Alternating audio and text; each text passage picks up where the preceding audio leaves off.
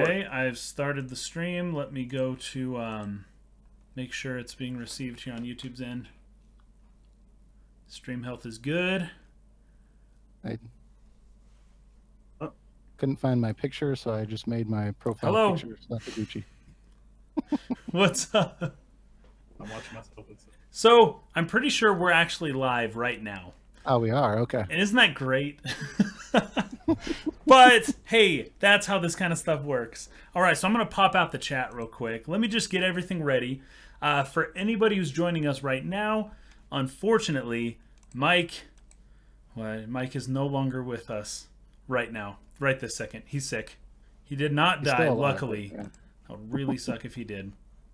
Now you have to deal with us. Yeah. We would never get the final Final Fantasy 15 video if that happened. It would never come out. Oh gosh, even still though, it's going to be several years before that thing finally does show up. Okay, so Mike notwithstanding, we're doing a podcast because things are happening and we aren't just going to not do a podcast just because one person can't make it, really. So we're going to call this Dark Pixel Podcast number 127, and let's just jump right into it. We've got, well, hold on. I've got two guests with me here today. I'm going to introduce them in the typical way we do in Dark Pixel Podcast. So, my name is Kaysen. My name's Het. And I am Eric. Kaysen, Het, and Eric. All right, guys. We're going to talk about Rockstar Games and how there's a bit of an issue over there right now. A lot of the employees have kind of claimed that they're being overworked a little bit. And this is specifically with reference to Red Dead Redemption 2, which has already been delayed 2 times. So, like, this isn't news much because the video game industry, everyone gets overworked. But what do you guys think about that just in general? Like, this whole industry seems to be this way. Yeah, so I don't know. I mean, I understand, like, it sucks working 100-hour work weeks, and especially if people are complaining about it, like, I definitely am empathetic towards that. But at the same time, I don't know. I mean, there's nothing wrong with working long weeks, especially if you're being paid. It's volunteer work. I mean, it's not volunteer work. Like I said, you're getting paid, but it's you volunteered for the job, right? And it's a good thing. You volunteered to get paid. Yeah.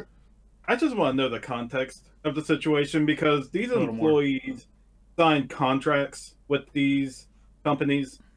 And when they signed those contracts, I'm very sure there's something in there where they say to you, hey, when it comes time, when it becomes crunch time, are you going to be willing to offer more hours than the, what we usually, that usually come into work for? Yeah, I got you. And if they sign and agree to that, then that's a contract they signed and agreed upon with their employer.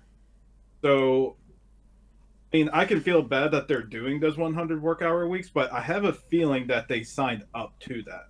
Yeah. If they did sign up to that, then I think there is a problem in the management. Economic mobility. If you're working 100 hours, I mean, okay, so when people say overtime, there's a distinction we have to make, which is paid overtime and unpaid or unplanned, and which I think is what you're saying, Eric, the unplanned overtime. Was this planned or not? Did they know this was going to happen or not? And for a lot of people, especially because this game has been delayed multiple times, I feel like there is kind of a slight issue of they didn't want to delay it again. I don't think that this was necessarily planned because of how long this game's taken. Clearly, they've hit a snag. They've run into some problems. And like you're saying, we don't know everything. But I think the assumption is this was not planned. Yeah, and I think, like, really, for me to really have a strong opinion about this, I need, there was overtime, or excuse me, like, there was 100-hour work weeks, and what else, right? 100-hour work weeks, and I didn't get paid overtime, like 100-hour work weeks, and they wouldn't let me go home, like I wasn't able to take lunches, like, I don't know, something else for me, aside from the fact that a lot of hours were worked, and I am sympathetic to that, but at the same time, like, there's lots and lots of jobs out there where people work 100-hour work weeks. It sucks. It sucks. It does. It does. Yeah, I mean, I've had plenty of times where I work where I've had to where I have had to put like nearly double the time I usually do. in the company to get something done. I mean, it's nothing out of the normal. Yeah, and you do what needs to be done. Yeah, pretty much exactly. And this is like around the time where like the game's about to come out. It's not. It doesn't sound like. I mean, someone correct me if I'm wrong. I haven't read the full article. I haven't read the full perspective of the. But I don't think this is something that like just going all year around. I think this is like the last few months before the game, not like at day one or year two of the development. I think it's like, I think the crunch time is just happening around a particular time. Sure, it's not all the time. That's an important thing to point out. This doesn't mean that they're constantly working 100-hour weeks every week for like 10 years straight. They're coming down to crunch time right now, and this is when things really need to be done. Now, a lot of times companies will, instead of forcing these employees to work overtime, they will contract with another company to help them do work, or they'll hire some people maybe to fill some temporary roles or something like that. It doesn't seem like that's happening. It seems like that maybe they finally run up to the budget limit here, and they can't go over budget any more than they already have. So that's no longer a possibility, but the game still needs to be out. I would say that if I was working in a company where this was planned and I knew that this was going to be happening, that would be fine. But clearly that's not where they're at right now. So there's a country where this happens basically to everyone all the time, every day, and it's called Japan.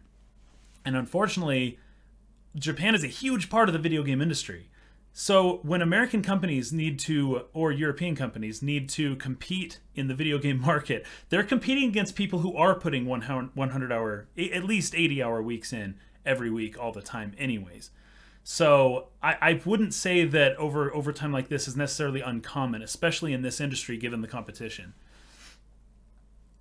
Yeah. I mean, I don't know. I mean, I don't really see the big deal with the fact that people are working overtime. So, and especially like you said, other countries are doing this all the time. They have to compete. So it's kind of, it's kind of, I don't know. Go ahead, Eric. Again, I need context of the situation. Like, is the management just being like being just overly aggressive on them? Yeah, like, I want to know that too. Are they telling the person who has like a cold or the flu that they have to stay and work and do this? Like, they have no choice? It's like, are they still following protocol in the workplace? Are they still treating their employees with respect? Are they doing all this, or are they not doing this? That's what I want to ask. Yeah, so a lot of that comes down. This is essentially why, at least in the United States, and I don't know really how it works anywhere else, this is why unions exist. And as far as I know, in the video game industry, there is no labor union. Is that correct? Yeah, you guys know? I don't believe there's any. Yeah. Otherwise, this kind of stuff wouldn't really fly.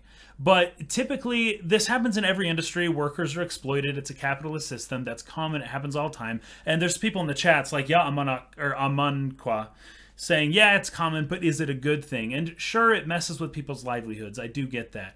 And really, the only solution I see to this is a union. Now, I'm going to be a little bit of I guess kind of a devil's advocate, because it seems like we all agree on this, but I feel like we're missing something here. So I'm going to throw out the concept of unions and see what you guys think about that. Is this something that needs to happen in the video game industry in order to avoid stuff like this? I guess it could be a good or a bad thing depending on how you look at it. I mean, it can be bad the other way around if you give the union too much power, and then it could potentially nothing could get done, or you have to delay it again, which isn't It's true. Unions are a slippery situation. They could end up making things very inefficient. I mean, what they could do is, if you want to look at the positive side of it, they could come in, they could, negotiate the contracts and say, okay, yes, average work week will be 40 hours, even if your salary. We understand sometimes during crunch time, you're going to go over, so that might be up to 60 hours. But if you go over 60 hours, there's going to be this additional, however much money that's going to come into play. Sure. For our hourly workers, these are all these benefits. We're going to make sure, they get a lunch, they get family time, they get sick days. Yeah. I mean, all that stuff's good, but at the same time, it does make the cost of business more expensive as well. It's true. It does. Because it guarantees employees a certain rate. It's not as expensive as delaying the game, because it is a very expensive ordeal to delay a game, because you pretty much have to redo all your marketing. No, that's true. To cater to that delay date. So they're telling themselves, and as far as your budget allocation too, yeah. And they've allocated a certain amount of money for these employees' salaries to work a certain amount of time, and they've gone beyond that. That is extremely expensive. You know, you've got hundreds of employees working on this game, each of them salaried between 50 and 300,000 a year, and it's like that's a lot of money even for one extra month. It's for people to continue working on that you did not budget for.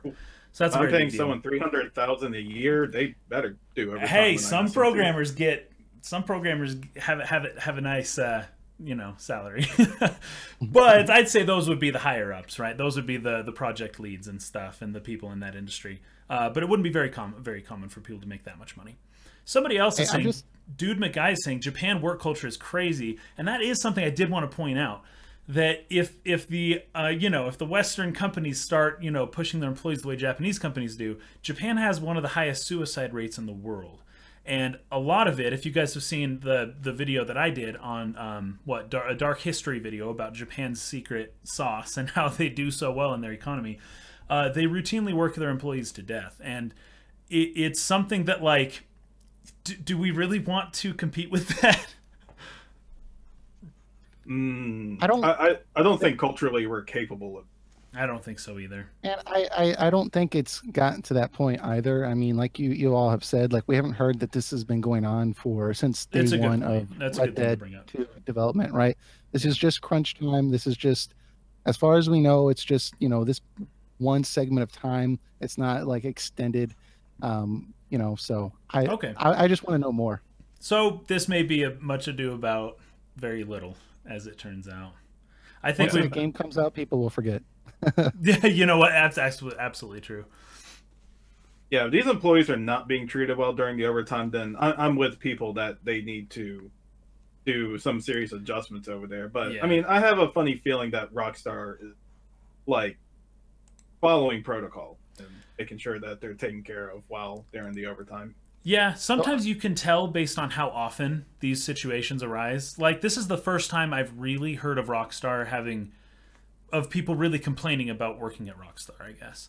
And maybe it's happened before, I just missed it. But it's not like, we're not talking about Konami here. We're not talking about companies that are routinely like, come on, dudes, you suck at treating your employees well kind of stuff, Sure. Yeah, and it's a first-time offense. I guess it's not looking too good on them. Again, we need to know the context of the scenario, but there is there are some people are like this, like expressing themselves on like Twitter, and apparently there's some rumor that Rockstar is shutting out those Twitter like posts or like or like censoring them. I think that's another thing that's getting people riled up. I'll tell you what. I think there's something to hide. Censoring things is one of the greatest ways to have it spread even more than you can imagine. So that's probably why we're even hearing about it, if that's true. I guess you don't want your own employees speaking badly about your company. Yeah, it's like if I get on Facebook right now and complain about my boss. Maybe not on work hours, and that's a very good point. It's difficult to be critical, but at the same time, I don't know what what do they call them? There's like in the United States, there's laws about like dog whistling laws, basically not dog whistling, whistleblowing laws, right? Where it's like, hey, my company's doing wrong things, and you blow the whistle, and they can't fire you if you do that kind of thing. But I don't know how it works everywhere else. But I'm reading this article some more, and Kotaku has like looked into this, and they interviewed a handful of employees, and they said nobody actually interviewed said they worked 100-hour work weeks. They said they're working like 55 or 60. Which is pretty common. I mean, that's a little overtime, but that's not crazy. Yeah, I mean, I don't think that's. Look, I'm an accountant, and I don't work in taxes, fortunately, but I do have friends that work in taxes, and during tax season, they work a lot of hours. I mean, a lot of jobs work a lot of hours, so I just don't. I need something else for me to get upset over this, but I do think it's pretty bad for your. Yeah, and I'm a technician, and sometimes we have projects that require me going over my 40-hour weeks, especially during the summertime when we have a crunch time ourselves to get these done before the summertime's over. And sometimes I do have to work those 60-hour weeks, which is fine. They pay me, and it's only during that specific period of time. So, you know. Yeah. Well, this may not turn out to be a big deal. So we'll just have to keep our eye on Rockstar, see what they do about this, and see if this continues to happen in the future. Otherwise, yeah, this doesn't seem to be that big a deal to me either. So we'll see what happens, see if more context comes out to let us know exactly what's going on here, because a lot of employees are not corroborating this. So. Or we'll have new drama next week to worry about. Oh, yes, we will. There's always something. All right, so let's go ahead and move on. Unless you have something else to say, Eric. No, I'm good. Let's move on to our second topic here today. And I don't have the numbers the way that Mike does, so my apologies. We're just going. We're just going the whole way through here. Topic 2. I'll hold the 2 up the whole rest of the podcast. We're going to be going into some game design stuff. So Dude McGuy, who is in the comments right now, he said, or he asked this question here: if you had to give one of Nintendo's other big franchises a Breath of the Wild type makeover for a sequel, which franchise would you pick and why? How would you transition the traditional game mechanics and systems from that series into an open world setting? And if possible, what mechanics would you drop altogether? Now, this one requires some thought, so go ahead, Hat. I was going to say, can I jump in here? Look, when I grew up with a regular Nintendo, and then I went from there straight into the PlayStation. I never had an N64, and I pretty much, as far as Nintendo products, well, eventually later I got a Super Nintendo. Okay. But, I had a Game Boy. The best. Super's the best. Yeah. Well, I mean, what I'm trying to say is I kind of missed out on the N64 era. So I think that you all might have some better ideas than I do. But one game that came to mind for sure that I picked up on the Game Boy was Pokemon. Given the fact that like the old school Pokemon games were all about like searching every cave and searching every grassy field, trying to locate a Pokemon, like a exotic Pokemon you've never seen before. Like, dude, that would be awesome for like an actual like Breath of the Wild style like open world game. I know like basically Pokemon Go is kind of like people walking around their neighborhoods and stuff and trying to find Pokemon, and I know they kind of you ruined my joke. But yeah, I can I thought of that before I said this. Like somebody's gonna be like, this is already open world game. It's the most open world you can possibly get. But I mean, that's clearly what people want. Like, how successful has that been? It's been ultra successful. Oh, it's probably the most popular video game ever made, honestly. It's 800 million downloads. I think it's the most popular game that's ever existed. So the idea that they're not doing this, I mean, I don't know. So I think that's what they should do. I don't know how they could transition the mechanics of the system, because I mean, I thought in general the idea of it was pretty good. You had a variety of different Pokeballs, but more expensive Pokeballs caught better Pokemon. Yeah. I would get rid of like the turn-based system where it just goes to a new screen. I think I'd still keep some turn-based element to keep it strategic, but because Pokemon they're one of the few RPGs that have continued to hold on to that turn-based system. I don't see them abandoning that. Yeah. I mean, I wonder how it would go if you did abandon it. I wonder. Yeah, I don't mind if they like tweaked it a little bit, made it a little faster.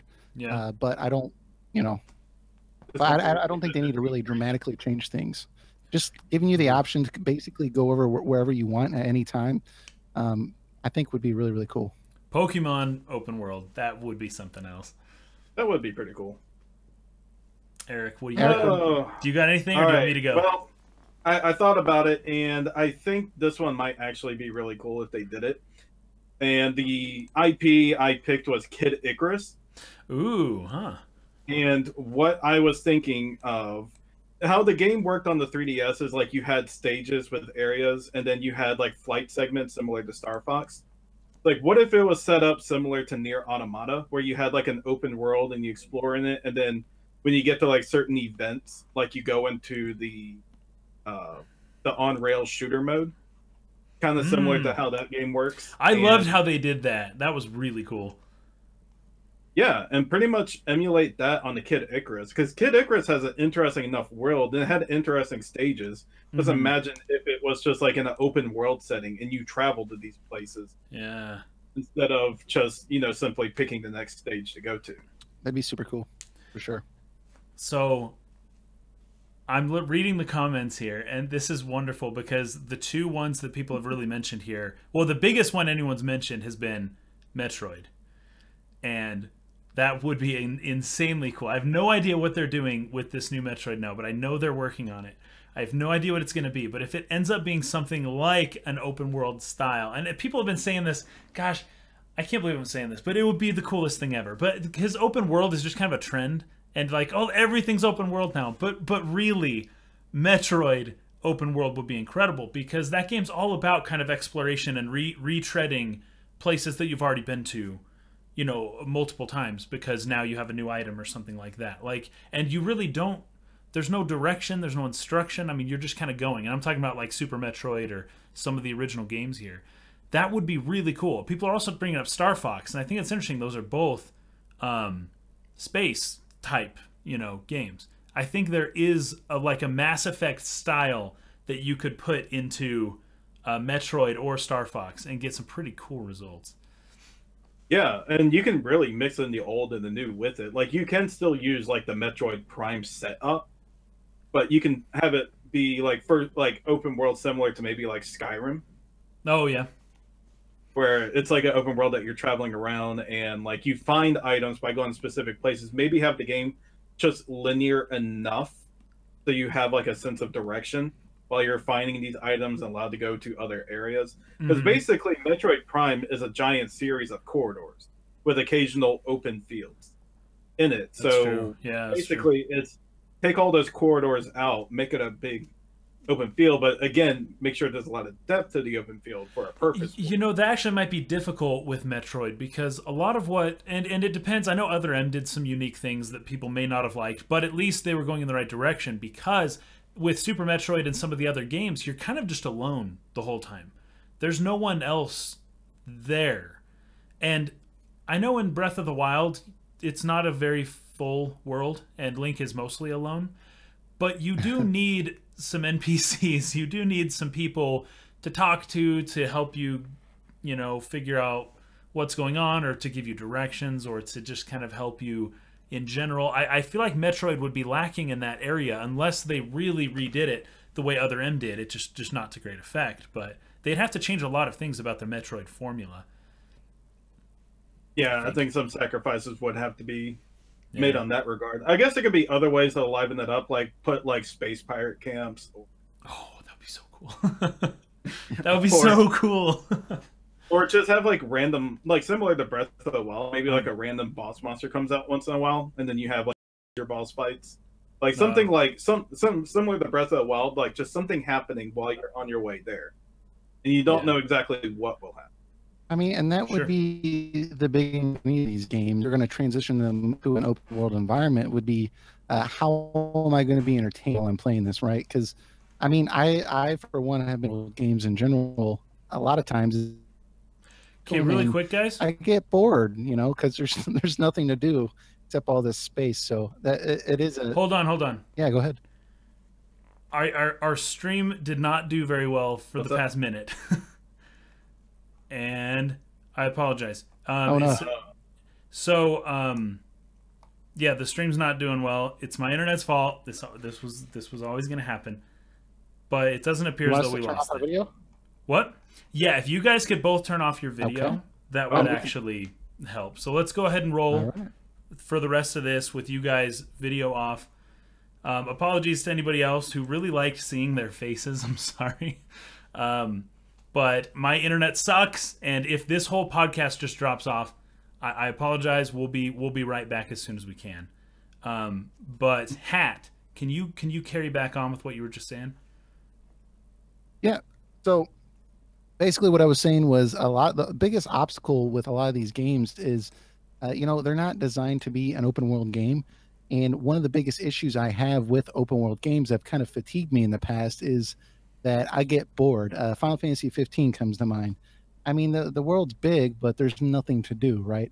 Yeah. So that would be my biggest interest with any of these games is how are you going to change the formula, still keep it the same experience, but still find a way to consistently keep me entertained throughout the entire game.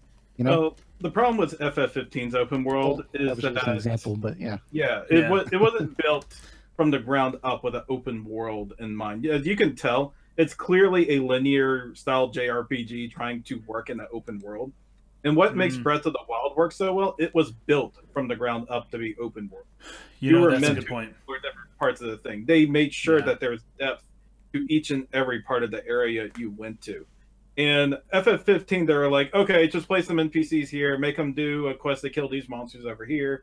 We'll put an occasional dungeon in that's pretty much looks like the same as the rest of them. And hey, look, we got FF15. Well, the thing with with Breath of the Wild, they built it from the ground up like that, and literally, like, it's pretty hard to get bored in that game, at least for me, anyways. I mean, even if you don't really want to do. I 100% normal mode, and I had nearly 350 hours in before I even went to master mode. I'm nowhere near that, but I got about 150, and then I switched to master mode. After I got all the shrines, I didn't even try to get all the Deku seeds. I did, and I'm going to do it again. I'm still enjoying I'm still enjoying like finding high spots to jump off of and like kind of just glide down. Like I'm still see how like far you can basic go. Entertainment. That's the great thing about open world games, especially. I mean, you can find your own ways to entertain yourself. The game doesn't have to do it for you. It doesn't have to provide you with just this huge 100% entertainment value. As long as you can do whatever you want, you're gonna find stuff to do within that world that even the developers had no idea you were gonna do. And it's going to make the game so much more fun. So that's just the appeal of open world games in general. You can do so much. It's beyond just the game itself. Your open world is just as much of a character as the actual character you're controlling. Yeah, the world literally is a character in that sense. Yeah. How can I interact with this? Yeah, exactly. Yeah. Well, that question was super killer. So we're going to try and keep this podcast around an hour. So we're going to keep moving along. That's Breath of the Wild. That was a great question, though, Dude McKay. I really appreciate it. We're moving on to number 3 now, which is... I'm going to hold up 3. What's the most disconnected you've felt between actions/gameplay in an RPG? I've been playing Assassin's Creed Odyssey and feel the mercenary story is completely disconnected from the amount of time/damage it takes to kill enemies, especially ones at the same level as you. This was from Labenet. Labenet? Depends on if that's French or not. Anyways, don't know how to pronounce your name. But that's a very interesting question. So they're trying to build up how cool you are, and then it takes forever to kill certain enemies, and you're just taking damage the whole time. There's definitely a disconnect there. Do you guys ever feel that between action games and like RPGs? Or action elements in an RPG?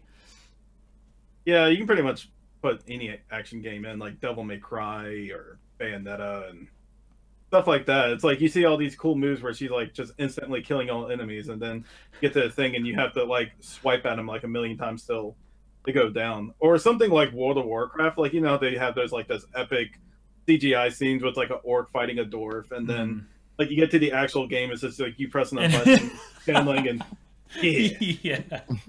Oh, it's so funny. It's so funny. That's true though. That's true. This is a common problem with, though, I feel like with a lot of RPGs in general, not just action games, where like the game will start off and your main character is supposed to be like this like a legendary hero or like the best warrior in your side, your side of the block. Yeah, and then you control the character and they're like level 4. Like I know, it's true. Like yeah, keep going. With Cloud in Final Fantasy VII, I mean, I know he wasn't actually in Soldier, but I mean, the guy was still in like the military for like 4 years. I mean, I feel like he would be farther along than level 7, Right. So at least most games people start at level 1 though. So it's funny that he started out a little bit higher. I guess, but I mean, Sephiroth was first class also in that flashback scene. He's level 50. Yeah, you're level 7 at the start of the game. Yeah, that's I guess he grew 7 levels during that whole time. But I mean, there are games where I felt like that kind of dynamic was done a little bit better. Like Xenoblade Chronicles comes to mind, because in that world, all humans, they aren't capable of attacking mechons. Like they can, but it doesn't do any damage. And the only person that can is the individual able to wield the sword, the Monado. And the Monado doesn't like one-shot kill them. It'll just do a fair amount of damage, but at least it's a fighting chance, right? And that's kind of like, that seems like a reasonable place to start your game off. Instead, you have like I was thinking also like Tales of Berseria. Like the game starts off and the character she gains these powers and you know you're one-shotting all these enemies and it's very satisfying. But then after that scene, it goes back into like, oh yeah, this is a game, and all of a sudden like random enemies are able to kill you again. Like it's just the problem that the fact that it's a game is a kind of its own cool. This said Superman 64. Superman. I don't know if there's any particular scene and do any of that. I can pick up a car and throw it at someone, but that's about it. Paradise says Cecil from Final Fantasy IV. That's another example. I was thinking like this guy's supposed to be like this general, and then you get him and you're like, you're not very much like a general. You're actually this bat out here in this field is like almost killing you. Like what's going on here? You know what's hilarious? Not a good general. I feel this. What you guys are saying, it's hilarious because I actually end up feeling this in almost every single game, because in every game there's a point, in most RPGs there's a point where a character dies, and I'm like, just use a Phoenix down. Like, what's the problem? What's the problem? you have potions, you have the means, you have a heal, you have a revive, you have the literal means of resurrection, and someone died. You use it all the time. Lots of options. What's the problem? Why is this person dead? What's the difference between dying in a cutscene? I'm sorry, guys. She's clearly dead. Throw her in the water. Well, it's like we don't like you anymore. Go, get out of here. Get out of here. The other issue too is like you'll see like in battle, right? Your character is just getting like attacked over and over and over I know, again. You're getting like, sliced through with a sword. Yeah. Yeah, or like shot with a gun like 1,000 times. But then they'll have a cutscene where like a character gets shot like one time or stabbed. See, and like that's it, they're dead. And you're like, that's the biggest problem with I know games like Uncharted, like Nathan. It's like Nathan like just shot down like hundreds of guys like in this big epic scene, and all of a sudden 2 guys with guns come up and be like, halt, and he's like, oh, I got caught. Oh geez, or like the guy saying Phoenix down only brings you back from KO. So I guess that's a slight wrinkle in our logic here, but it doesn't always say KO though. Like when you reach 0 HP. I think we're halfway losing Kason. I'm sorry, my internet's not doing very well. This is comment. We're gonna try and get through this stream really quick. I apologize. All right. Can you repeat what you said? But the game does not. The game doesn't necessarily let you know that this character is merely knocked out. And if the character is knocked out, why can they not attack that character anymore? Like your character falls 0 HP, right? 0. Mm-hmm. The enemies stop attacking this character. You can have a jerk move to kick someone while they're knocked out. If you're trying to kill them, it's not. Come and kick this body around later. It depends on if you're trying to kill them or not. If you're satisfied with a KO, then have at it, I guess. But these people are trying to kill you, and they KO you, and then they stop. You're right there. They could kill you, and they're not doing it. I guess maybe the same reason that they have people like tied up on top of a pool of sharks instead of just shooting them. Not to mention, it's like your party's KO'd. Okay, they're knocked out. The enemy's not like it's game over. Like, what about the other 4 party members that are like following us along? Can they not come in and just? I know some games allow that. Like I know Dragon Quest XI will allow that, but there's a lot of RPGs where I'm just like, why is it game over? I still have 4 other party members. I know what.